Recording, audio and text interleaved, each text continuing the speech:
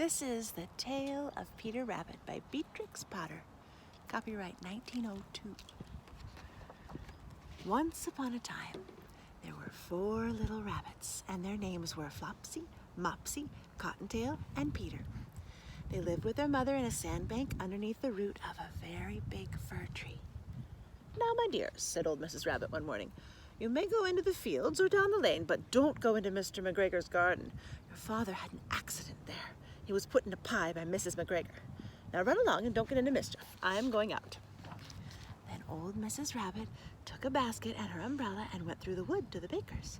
She bought a loaf of brown bread and 5 currant buns. Flopsy, Mopsy, Cottontail, and Cottontail, who were good little bunnies, went down the lane to gather blackberries. But Peter, who was very naughty, ran straight away to Mr. McGregor's garden and squeezed under the gate.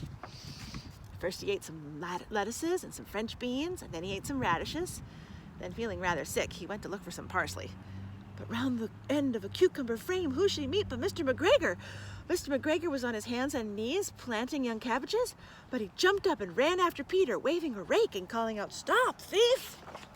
Peter was most dreadfully frightened. He rushed all over the garden, for he'd forgotten the way back to the gate. He lost one of his shoes among the cabbages and the other shoe amongst the potatoes. After losing them, he ran on 4 legs and went faster, so that I think he might have gotten away altogether if he had not, unfortunately, run into a gooseberry net and got caught by the large buttons on his jacket. It was a blue jacket with brass buttons, quite new. Peter gave himself up for lost and shed big tears, but his sobs were overheard by some friendly sparrows who flew to him in great excitement and implored him to exert himself. Mr. McGregor came up with a sieve which he intended to pop on top of Peter, but Peter wiggled out just in time, leaving his jacket behind. And he rushed into a tool shed and jumped into a can. It would have been a beautiful thing to hide in if it had not had so much water in it. Mr. McGregor was quite sure that Peter was somewhere in the tool shed, perhaps hidden underneath a flower pot. He began to turn them over carefully, looking under each. Presently, Peter sneezed. Kerchoo!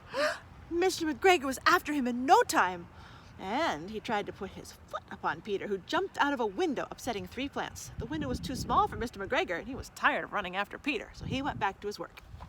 Peter sat down to rest. He was out of breath and trembling with fright. He had not the least idea of which way to go. Also, he was very damp from sitting in the water can. After a time, he began to wander about, going lippity-lippity, not very fast, and looking all around. He found a door in a wall, but it was locked, and there was no room for a fat little rabbit to squeeze underneath. An old mouse was running in and out over the stone doorstep, carrying peas and beans to her family in the wood. Peter asked her the way to get to the gate, but she had such a large pea in her mouth she could not answer. She only shook her head at him, and Peter began to cry.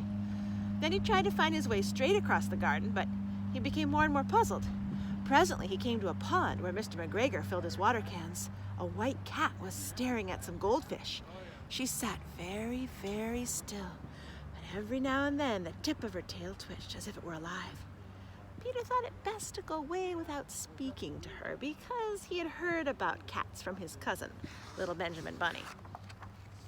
He went back towards the tool shed, but suddenly, quite close to him, he heard the noise of a hoe. Scritch, scratch, scratch, scratch. Peter scuttered underneath the bushes, but presently, as nothing happened, he came out and climbed up on a wheelbarrow to see what was happening. The first thing he saw was Mr. McGregor hoeing onions. His back was turned towards Peter, and beyond him was the gate. Peter got down very quietly off the wheelbarrow and started running as fast as he could go. Along the straight walk, behind some blackcurrant bushes, Mr. McGregor caught sight of him at the corner, but Peter did not care. He slipped under the gate and was safe at last in the wood outside the garden. Mr. McGregor hung up the little jacket and the shoes for a scarecrow to frighten the blackbirds. Peter never stopped running or looking behind him till he got back home to the big fir tree. He was so tired he flopped down upon the nice soft sand of the floor of the rabbit hole and shut his eyes. His mother was busy cooking. She wondered what had he done with his clothes. It was the second little jacket and pair of shoes that Peter had lost in a fortnight. I'm sorry to say that Peter was not very well during that evening. His mother put him to bed and made some chamomile tea, and she gave a dose of it to Peter, 1 tablespoon to be taken at bedtime. But Flopsy, Mopsy, and Cottontail had bread and milk and blackberries for supper. The end. That is The Tale of Peter Rabbit by Beatrix Potter. I hope to see you soon at the library.